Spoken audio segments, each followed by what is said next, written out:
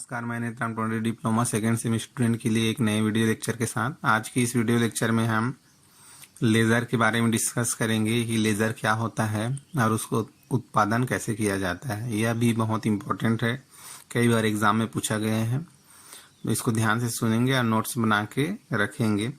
तो चलिए स्टार्ट करते हैं आज की लेक्चर। लेज़र युक्ति ठोस अवस्था भौतिकी सॉलिड स्टेट फिजिक्स में होने वाले अनुसंधानों की देन है।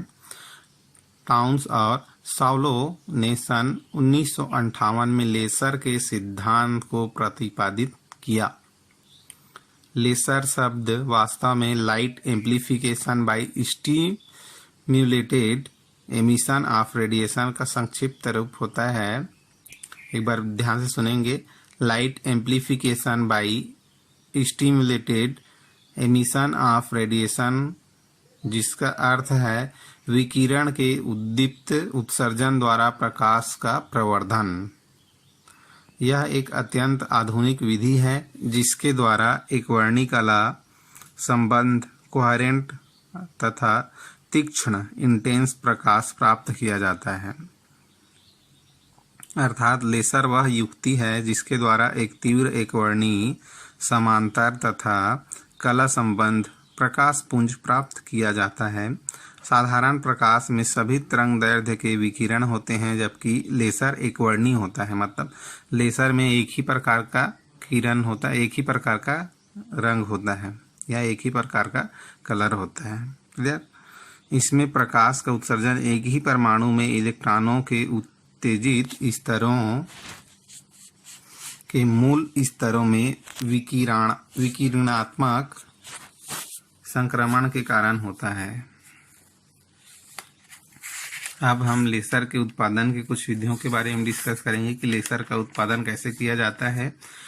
तो लेज़र के उत्पादन की दो विधियों के रूप में रेखाएं निम्नलिखित प्रकार की हैं।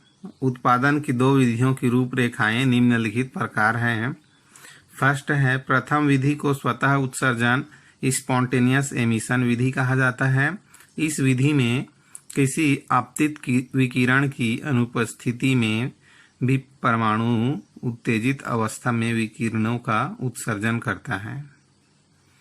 इसमें स्वतः उत्सर्जन होता है, मतलब हम बाहरी लाइट नहीं डालते, फिर भी से उसमें लाइट या प्रकाश किरण का विकिरण का उत्सर्जन होता है, स्वतः ही होता है। यह किसी आपतित सिग्नल के द्वारा प्रवर्धित नहीं होती है।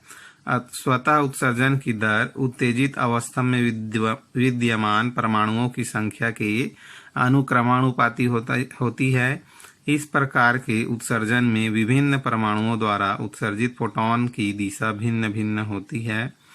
इनमें कोई कला संबद्धता भी नहीं होती है। अब इसमें सेकेंड है, लेज़र उत्पादन की द्वितीय विधि को उद्दीपित उत्सर्जन स्टिम्युलेटेड एमिशन या प्रेरित उत्सर्जन इंड्यूस्ड एमिशन विधि कहते हैं। इस विधि में उत्तेजित परमाणुओं के समूह पर ठीक उतनी ही आवृत्ति का प्रकाश या विकिरण डाला जाता है जिस आवृत्ति के फोटॉन वह उत्सर्जित कर सकते हैं। तब परमाणुओं से उत्सर्जित विकिरण अर्थात फोटॉन एक ही कला में होते हैं और अध्यारोपण से शक्तिशाली लेज़र किरणों का उत्पादन होता है। लेज़र के उत्पादन के लिए उत्तेजित परमाणुओं के समूह का होना आवश्यक है। यदि कुल परमाणुओं में से उत्तेजित परमाणुओं की संख्या अनउत्तेजित परमाणुओं की संख्या की तुलना में अधिक है तो इस अवस्था को जनसंख्या व्युत्क्रमण कहते हैं, पॉपुलेशन इन्वर्जन। जिस क्रिया द्वारा यह अवस्था प्राप्त की जाती है उसे प्रकाशिक पंपिंग, ऑप्टिकल पंपिंग कहते हैं। यह क्रिया सक्रिय पदार्थ जैसे रूबी पर उपयुक्त आवृत्ति की प्रकाश को डालकर की जाती है। लेज़र में सक्रिय पदार्थ को एक बेलनाकार लनी में रखा जाता है जिसके एक सिरे पर परावर्तक सतह होती है तथा दूसरे सिरे पर आंशिक रूप से पॉलिश किया दर्पण लगा रहता है। जब जनसंख्या व्युत्क्रमण की अवस्था प्राप्त होती है तब प्रारंभ में स्वतः स्पॉन्टेनियस उत्सर्जन होता है।